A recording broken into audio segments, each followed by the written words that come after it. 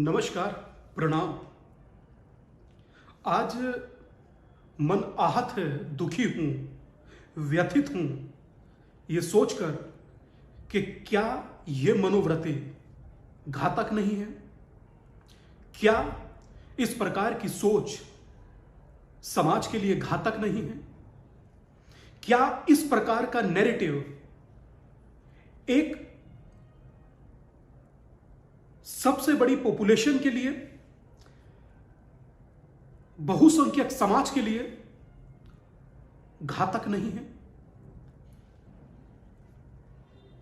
आप गुनाहों का देवता, पाखंडी बनिया, इस तरह के नैरेटिव एक लंबे समय से गढ़ते आ रहे हैं। आज आपने एक नैरेटिव गढ़ा है तांडव।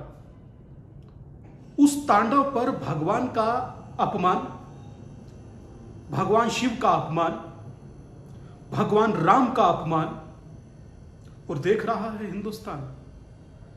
अच्छा, रोचक मुझे सबसे ज्यादा दुखद यह लगता है कि भगवान का आप अपमान करें और कोई कुछ ना बोले। सोचिए कि सब धर्मों के लिए आपका सम्मान है, मगर मेरे धर्म का अपमान क्यों? क्या क्रिएटिविटी में मात्र आप मेरे धर्म का अपमान ही कर सकते हैं?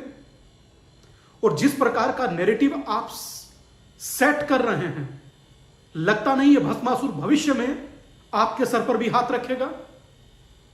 जिस प्रकार की परिस्थिति वर्तमान में तांडव में एक वेब सीरीज जो कि तांडव के नाम से टेलीकास्ट हो रही है, अमेज़न जैसा बड़ा प्लेटफॉर्म उसको स्पेस दे रहा है, जगह दे रहा है। क्या यह दुखद जैसा नहीं लगता कि क्या आपका कोई कर्तव्य नहीं है? क्या बड़ी कंपनी होने का मतलब आपके किसी भी प्रकार की आस्था को ठेस पहुंचाने का एग्रीमेंट हो जाता है? कि क्या आप किसी की भी आस्था को धूमिल कर सकते हैं? क्या आप बहुसंख्यक समाज की आस्था को तार तार कर सकते हैं? नहीं कर सकते। और जब नहीं कर सकते तो इस प्रकार तांडव में तांडव क्यों? मेरी आस्था के साथ चीरहरण क्यों? पालघर जैसी परिस्थिति होती है, घटना घटती है, आप सब लोग मौन रहते हैं। देश भर में साधुओं के साथ संघार होता है, आप मौन रहते हैं। क्या हिंदू आस्था का अपमान करना क्रिएटिविटी है? और अगर जो यह क्रिएटिविटी है तो यकीन मानिए आप एक समाज के साथ धोखा कर रहे हैं, गुनाह कर रहे हैं, अपराध कर रहे हैं। और जो शख्स आपके गलत को गलत कहता है, एक 4 आदमियों का समूह मिलकर उस एक आदमी को गलत कहने लगता है। क्या मेरी आस्था आस्था नहीं? क्या मेरी प्रार्थना प्रार्थना नहीं? मेरा सम्मान सम्मान नहीं? क्या मेरा तप तप नहीं? मेरी साधना साधना नहीं? क्या मेरा परमात्मा परमात्मा नहीं?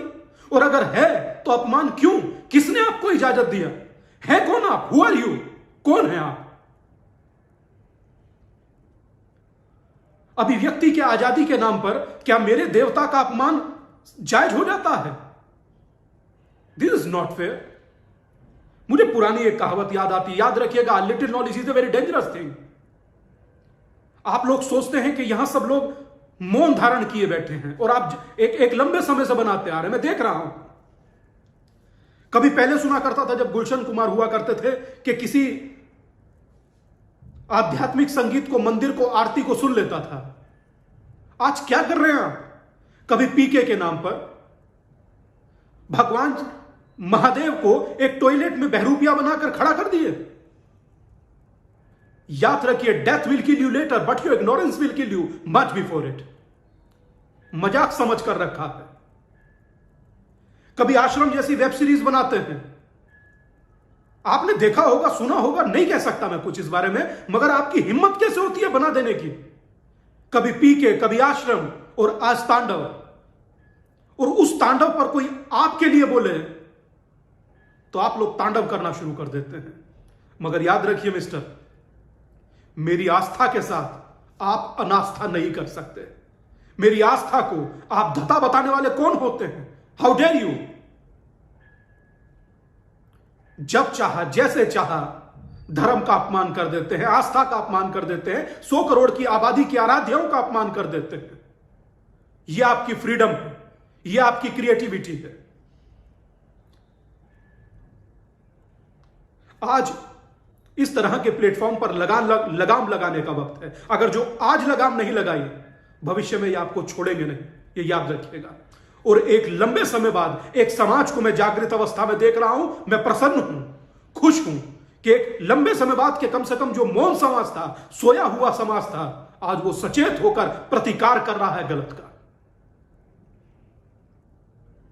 आपकी क्रिएटिविटी हो सकती है, मुझे आपकी क्रिएटिविटी से कोई ताल्लुक नहीं। आप बनाइए, आपने अब से पहले भी 50 चलचित्र गृह बनाए, मगर किसी के देवी देवता का, आस्था का, धर्म का अपमान करना, इसका अधिकार आपको कौन दे देता है? सोचिए इस बारे में और फैसला अपने आप लीजिए, खुद लीजिए कि क्या 100 करोड़ की आबादी का अपमान कर आप सम्मान के पात्र हो पाएंगे? क्या लाखों लोगों, करोड़ों लोगों के, अरबों लोगों के आराध्य का अपमान कर आप सम्मान के पात्र हो पाएंगे? कि क्या किसी को नीचे दिखाकर आप खुद ऊपर उठ पाएंगे? कि क्या आपको लगता नहीं है कि ये लोगों की आस्था के साथ आप गलत कर रहे हैं और भविष्य में आस्था के ज्वार से उठने वाला तांडव क्या आपके विरुद्ध